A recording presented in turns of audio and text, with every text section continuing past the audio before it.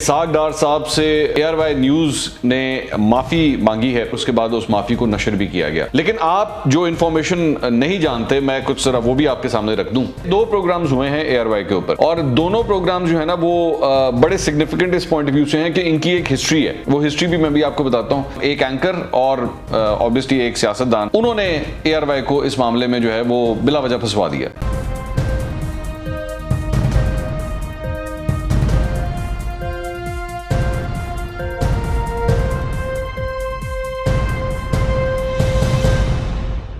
अस्सलाम वालेकुम नाज़रीन, मैं हूं मंसूर अली खान। अपने YouTube चैनल के ऊपर आपको खुशामदीद कहूँगा। सबसे पहले आपसे दरख्वास्त के चैनल को सब्सक्राइब करना मत भूलिएगा और बेल आइकन ज़रूर प्रेस कीजिएगा।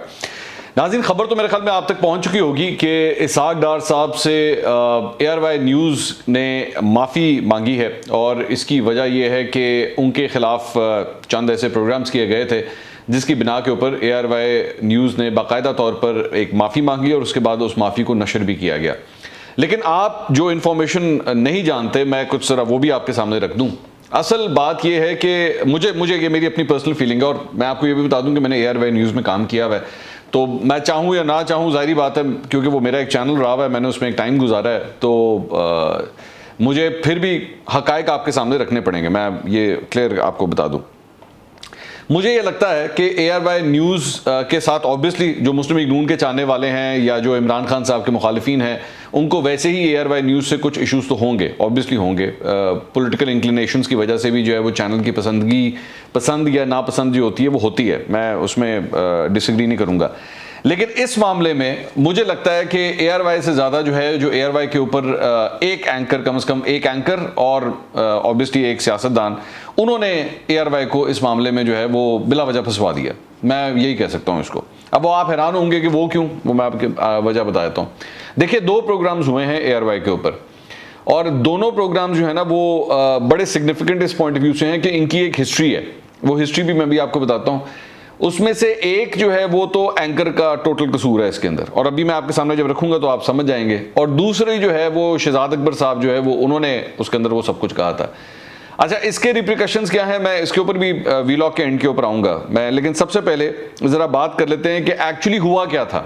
ज़्यादातर लोगों को इस बात का नहीं पता। ज़्यादातर लोगों ने या तो वो सिर्फ वो माफ़ी देखी है कि जी इस तरह, मतलब ऑब्वियसली सोशल मीडिया के ऊपर चल रही है, आप स्क्रीन के ऊपर भी देख रहे हैं, तो वो उन्होंने कहा बस ठीक है ये वाकया हुआ है। असल में कहा क्या गया था, एक्चुअल वर्ड्स क्या थे, मैं अब जरा वो आपके सामने रखने जा रहा हूं। देखिए जी, पहला जो वाकया पेश आता है ना, वो पेश आता है 8 जुलाई 2019 को। प्रोग्राम है द रिपोर्टर्स और ये 7 बजे ये प्रोग्राम होता है, ये अभी भी चल रहा है ये प्रोग्राम। उसके अंदर चौधरी गुलाम हुसैन साहब बैठते हैं एज तजियाकार और साबिर शाकिर साहब इसके अंदर बैठते हैं। एक ज़माने में इस प्रोग्राम के अंदर चौधरी गुलाम हुसैन साहब के आने से पहले इसके अंदर समी इब्राहिम साहब बैठते थे और आरिफ हमीद भट्टी साहब बैठा करते थे। एक ज़माने में ये तीनों लोग बैठ के प्रोग्राम्स करते थे। समी इब्राहिम साहब उसके बाद बोल न्यूज़ चले गए थे और आजकल आरिफ हमीद भट्टी साहब जो हैं वो GNN के ऊपर हैं, लेकिन साबिर शाकिर साहब जो हैं वो ये प्रोग्राम करते हैं। चौधरी गुलाम हुसैन साहब की जो है वो बाद में इसके अंदर एंट्री होती है। अच्छा, ये टाइम जो है ना, जो बेसिकली ये जिस दिन ये प्रोग्राम हो रहा था वहाँ पे आपको ज़रा ये याद रखने की ज़रूरत है कि मरियम नवाज़ ने उसी दौर के अंदर जो है वो जज अरशद मलिक की जो वीडियो रिलीज़ की थी, ये वो टाइम पीरियड है। ठीक है, तो अपने आप को ज़रा ज़हनी तौर पे आप, ताकि आप अंडरस्टैंड कर सकें कि बैकग्राउंड के अंदर जो है वो क्या चल रहा है। और इस दौरान ये प्रोग्राम की जब डिस्कशन शुरू होती है तो वो भी इसी पॉइंट ऑफ व्यू से डिस्कशन स्टार्ट होती है, मतलब जज अरशद मलिक की इस वीडियोस के हवाले से स्टार्ट होती है और उसके ऊपर दोनों जो तज्जियाकार बैठे हैं वो अपना अपना तज्जिया दे रहे हैं।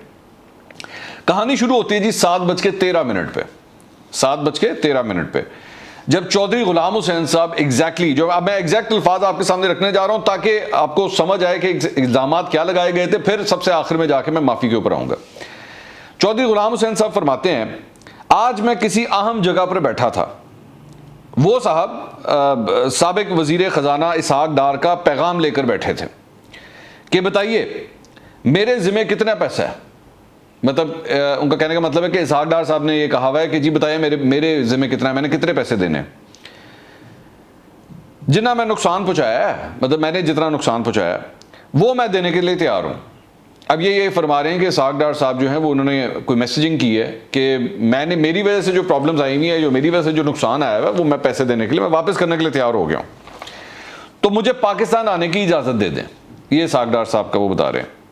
ये मैं वो आगे कहते हैं ये मैं 1 घंटा पहले की बात है, यानी प्रोग्राम शुरू होने से तकरीबन 1 घंटा पहले जो है वो ये किसी साहब के पास चौधरी गुलाम हुसैन साहब बैठे हुए थे और वहाँ पे उन साहब ने जो है ये इन्फॉर्मेशन उनके साथ शेयर की कि जनाब इसहाक डार साहब जो हैं वो पैसे देना चाह रहे हैं और वापस करना चाह रहे हैं और वो कह रहे हैं कि जी मैंने जितना नुकसान पहुँचाया। अच्छा, उसके बाद साबिर शाकिर साहब उनसे सवाल करते हैं कि ये वो क्या प्री बार्गेन की बात कर रहे हैं इसहाक डार साहब। तो चौधरी गुलाम हुसैन साहब आगे से फरमाते हैं आप इसे प्री बार्गेन कह लें या मुकमका के बस, यानी उनको पता चल गया कि मेरा पैसा दिए बगैर जो है ना मेरे लिए कोई रास्ता नहीं है और पैसा आपको पता है कि उनके अकाउंट्स पकड़े गए हैं और उसमें बहुत पैसा है। ये चौधरी गुलाम हुसैन साहब फरमा रहे हैं। आगे से साबिर शाकिर साहब फरमाते हैं उसमें एक अकाउंट यूके में है, उसमें $1 बिलियन है। अब ये एक वो अकाउंट है जिसका वो तहकीकाती इदारे जाने और बाकी लोग जाने, नाम उन्होंने किसी का नहीं लिया कि $1 बिलियन का ये जो अकाउंट है ये किसका अकाउंट है जो पकड़ा गया है, किसी का नहीं पता। लेकिन कन्वर्सेशन जो है वो इसहाक डार के बारे में चल रही है। चौधरी गुलाम हुसैन साहब आगे से फरमाते हैं यूके गवर्नमेंट जो है वो बेबस नजर आती है कि ये लूटा हुआ पैसा है तो हम कैसे इसे पनाह दे दें और इसे हवाले ना करें कि जी ये यूके गवर्नमेंट जो है वो ये पैसा देने का, क्योंकि पैसा पकड़ा गया है तो अब वो बड़ी बेबस नजर आ रही है कि हम ये इसहाक डार को किस तरह हुकूमत पाकिस्तान के हवाले ना करें।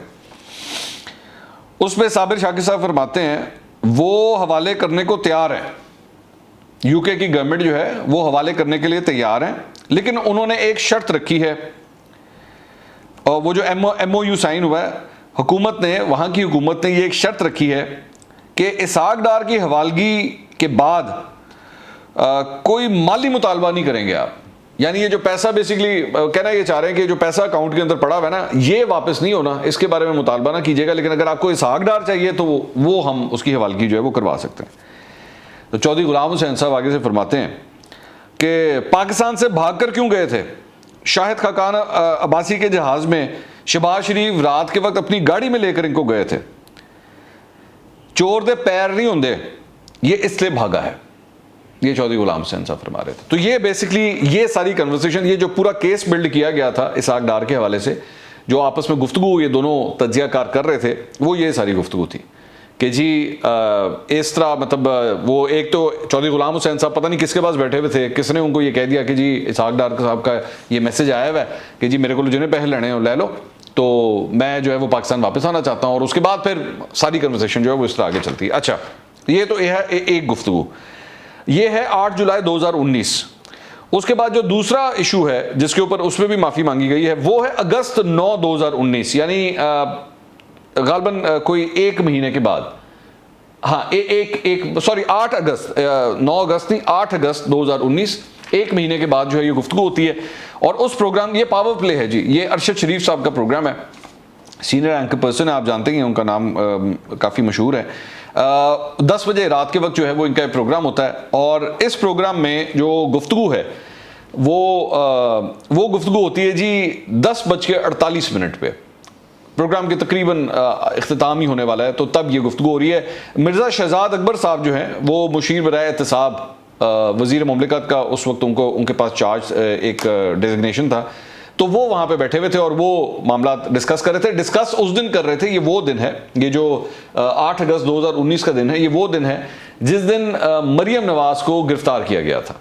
जी, मरियम नवाज जिस दिन कोट लखपत जेल से जो है वो गिरफ्तार हुई थी, ये वो तारीख है। और कोट लखपत जेल में बेसिकली नैब ने उनको गिरफ्तार किया था और कुछ इतलात के मुताबिक ये तब हुआ था जब वो नवाज शरीफ साहब से मिलने के लिए वहाँ पे पहुंची थी, तो वहीं पे जो है वो उस कमरे से जो है वो मरियम नवाज को गिरफ्तार किया गया था। अब ये उस कॉन्टेक्स्ट से गुफ्तगू प्रोग्राम में आगाज़ होता है, उसका डिस्कशन होती है। पहले शाह महमूद कुरैशी साहब से गुफ्तगू होती है अरशद शरीफ साहब की, उसके बाद जो है वो मिर्ज़ा शहजाद अकबर साहब से जो है गुफ्तगू का आगाज़ होता है। करते करते 10:48 पे ये गुफ्तगू होती है। वो बेसिकली फाइनेंशियल मॉनिटरिंग यूनिट जो है वो उसके हवाले से गुफ्तगू होती है कि ये मामला जो है वो कहाँ तक पहुँचा हुआ है और ये जो फाइनेंशियल मॉनिटरिंग यूनिट है ये करता क्या है। ये बेसिकली आपकी जितनी भी जो फॉरेन ट्रांजैक्शंस होती हैं, मनी लॉन्ड्रिंग को वो डिटेक्ट करता है, वो ये बेसिकली उसका काम है। पहले मैं आपको ये समझा दूं। अब गुफ्तगू क्या हुई है वो ज़रा सुनना शुरू कीजिए।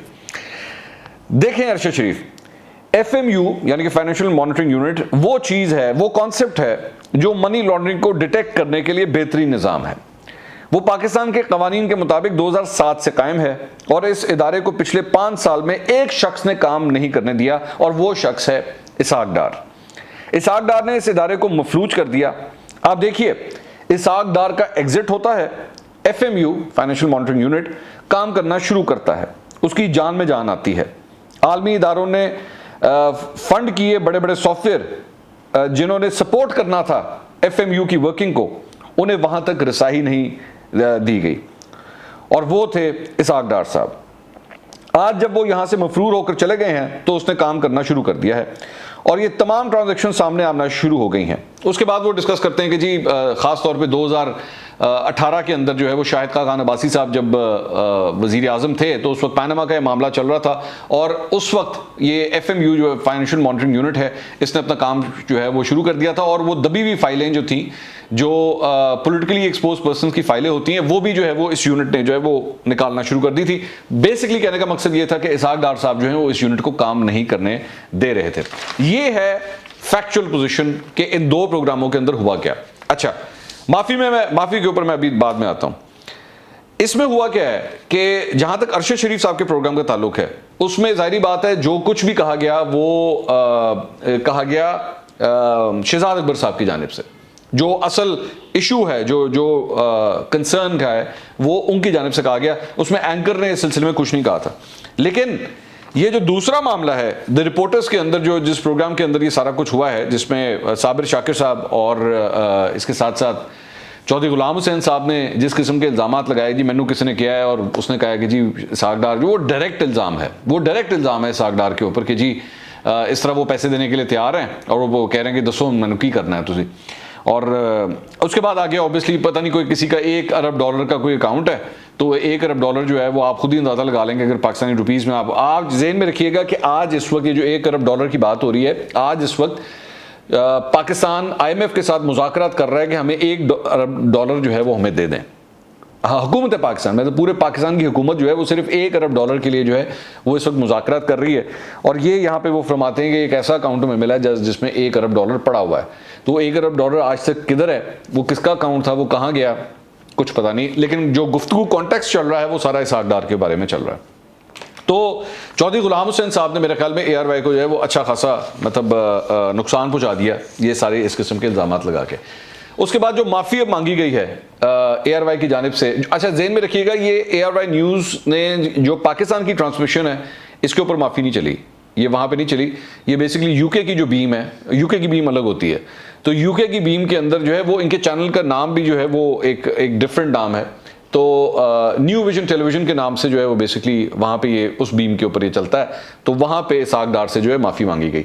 अब जो माफ़ी मांगी गई है उसका एग्जैक्ट उसके अंदर जो कहा गया है कि जी न्यू विजन टेलीविजन पर 8 जुलाई 2019 को द रिपोर्टर्स प्रोग्राम नशर हुआ, जिसमें चौधरी गुलाम हुसैन और साबिर शाकिर ने दावा किया कि इसहाक डार ने हुकूमत पाकिस्तान का पैसा चुराया और पाकिस्तान वापस आने की इजाज़त पर चुराई हुई रकम वापस करने पर आमादा हुए।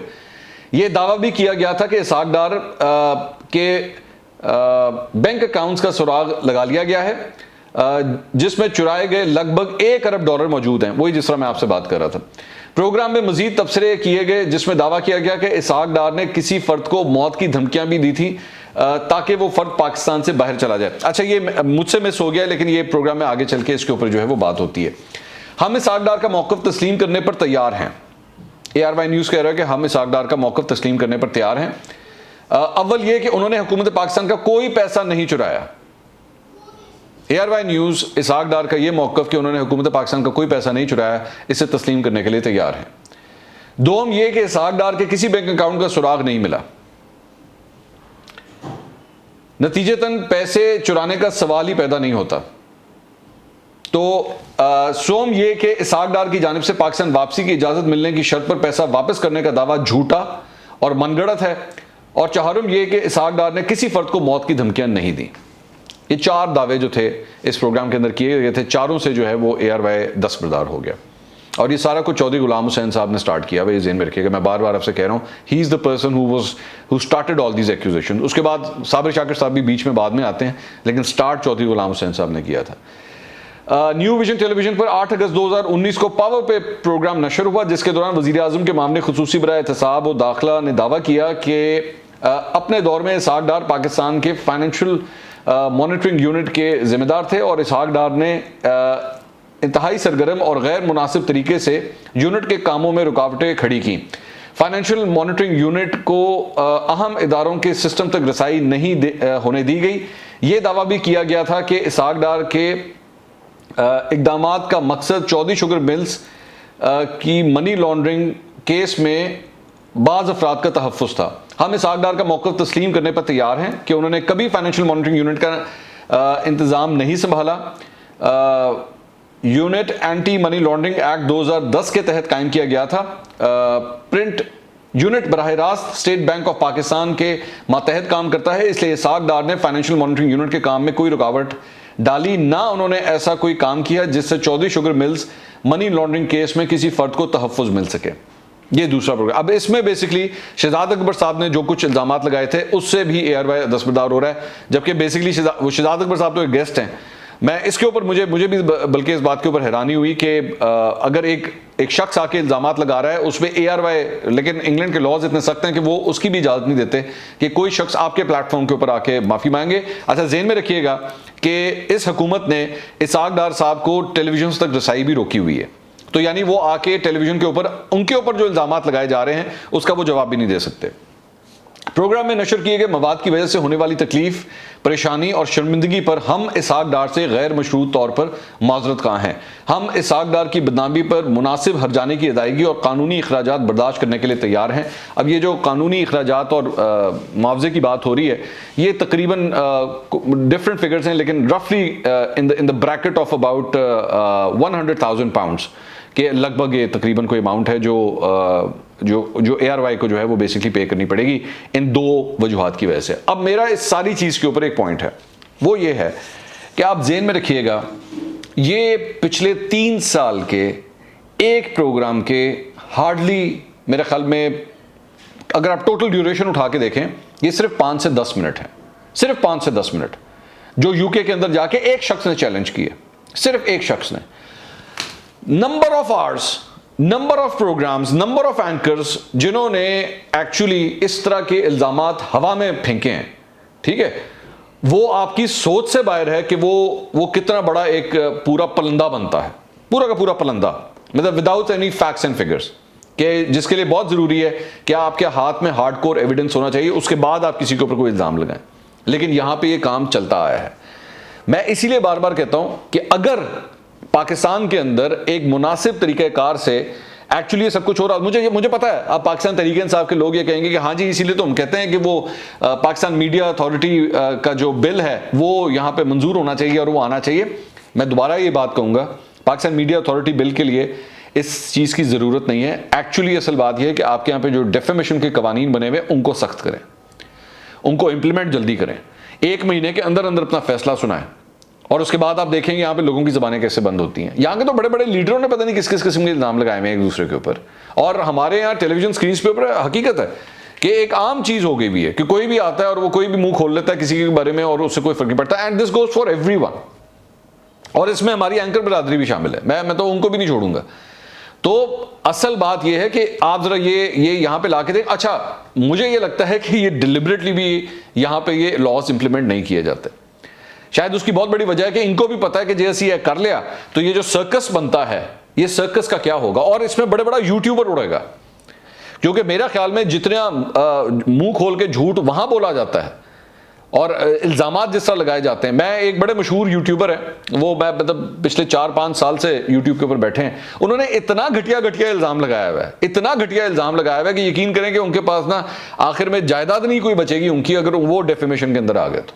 और मैं उनसे खास तौर पे कहूंगा, मैं समझ जाएंगे मैं किसी बात कर रहा हूं, मैं उनसे खास तौर पे कहूंगा कभी यूके ना जाइएगा और यूके से जाके कभी कोई वीडियो ना अपलोड कीजिएगा, क्योंकि आप पकड़े जाएंगे, आप बहुत बुरा पकड़े जाएंगे जिस किस्म के आपने इल्जामात लगाए हुए।